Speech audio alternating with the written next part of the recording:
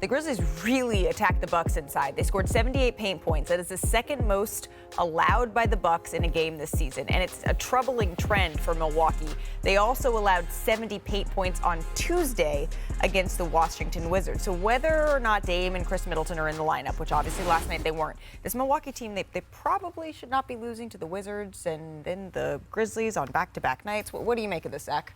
Yeah, you got to beat those teams. I'm not going to read too much into it because two of their top 4 players or two of their top 3 players probably were injured. Not a big panic game. But look, Boston is 13 games ahead of everybody else in the East. Like, that's a joke. And the big picture here is New York, we talked about big injury blow. Cleveland's been under 500 since they were 35-16. Milwaukee is doing Milwaukee things. Orlando's a nice story. I don't think anyone is super scared of them in the playoffs. 2 takeaways from that. Number 1, as things stand today, if Boston doesn't make the finals, it's a disaster. We already knew that. Number 2, there's a little window here for Philadelphia. It's realistic if they can get to the right seed in the right matchup and Joel Embiid's healthy. They are not to be trifled with because these other teams are not separating themselves. Yes, they are.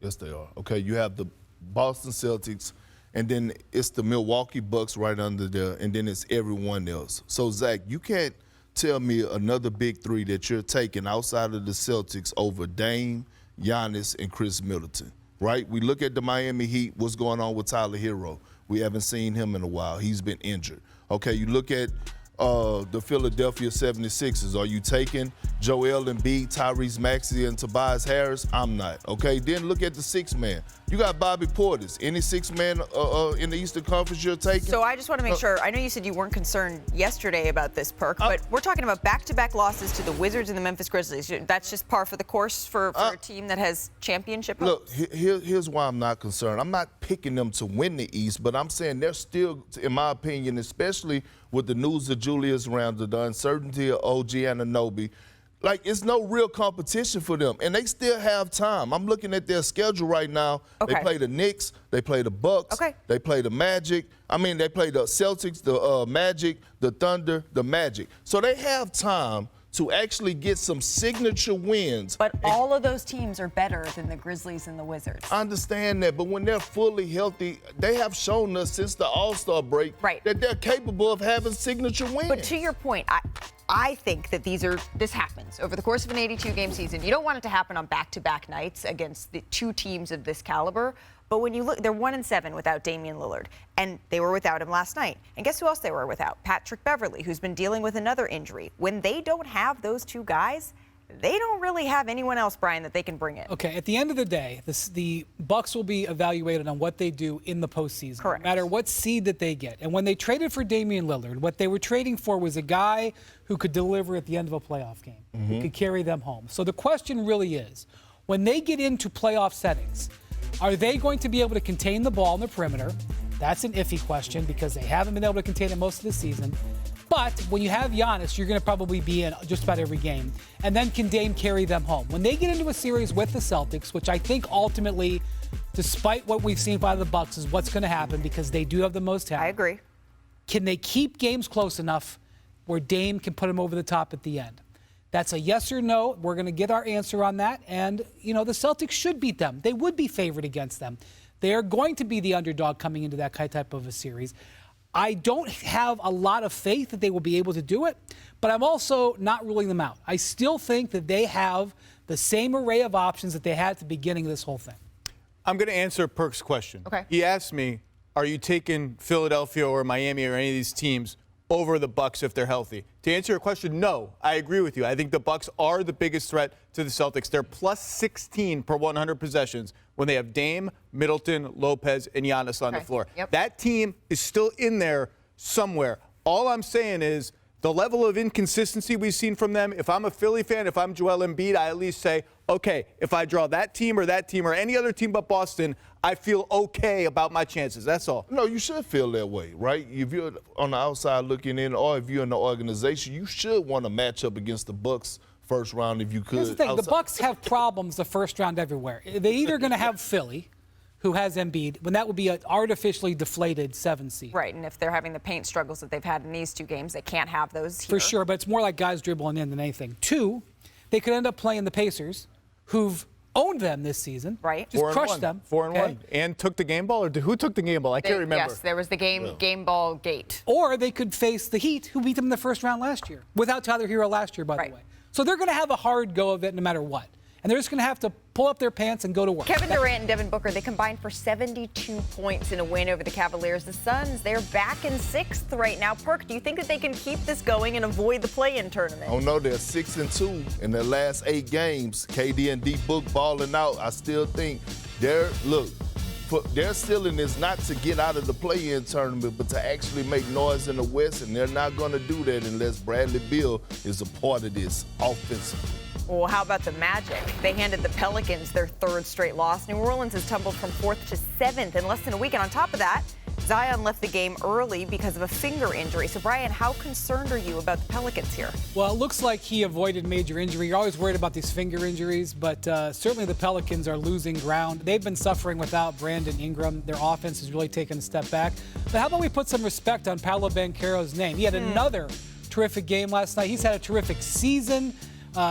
Improved his shooting, and they need his offense, and they got it last night. So given all of that, this is what it all looks like in the West as of now. So just 2 games separate the 5th-seeded Mavericks and the 9th-seeded Lakers. There are only 10 days left for all of this to get sorted out. But one thing is for sure, and this is wild, Luka Doncic, Kevin Durant, Zion Williamson, De'Aaron Fox, LeBron James, Steph Curry.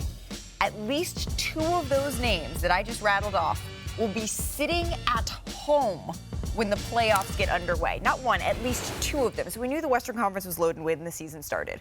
We knew that this was going to be a wild finish, and there was always bound to have teams with real championship aspirations not make the playoffs at all.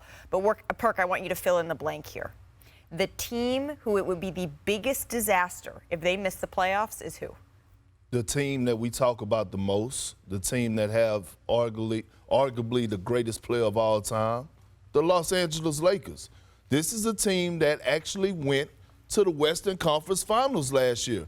And for them not to make the playoffs, and they brought everyone back. They brought their quarterback. They re-signed Anthony Davis. You re-signed Austin Reeves. You re-signed Jerry Vanderbilt, D'Angelo Russell. So for you to bring that core back and you don't make the playoffs, it would be the biggest disaster out of all those teams. So Phil Handy, Braun, Cam, go get it done. Why is Phil Handy the first guy on that list? Go get list? it done. Yeah, Phil Handy, my guy, but I had to call him mine. I'll tell you what the Lakers do have.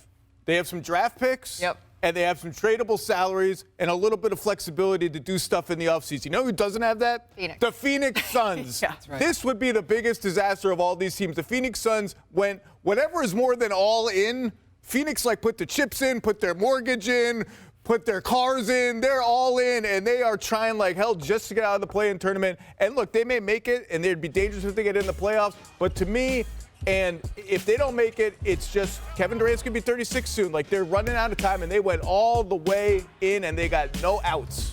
Yeah, I mean, I feel the same way as Zach does. Yes, the Warriors are disappointing this year, especially if they don't make it. They've got 4 titles with those guys. The Lakers, even though you think they maybe should have achieved more with LeBron and AD in this stretch, they have won a title. They don't need this to prove it. Plus, as you said, they can improve their roster. The Suns are locked in. And I'm not sure, if you look at the rules and the second apron and all that stuff, I'm not sure that they can really do much with this roster.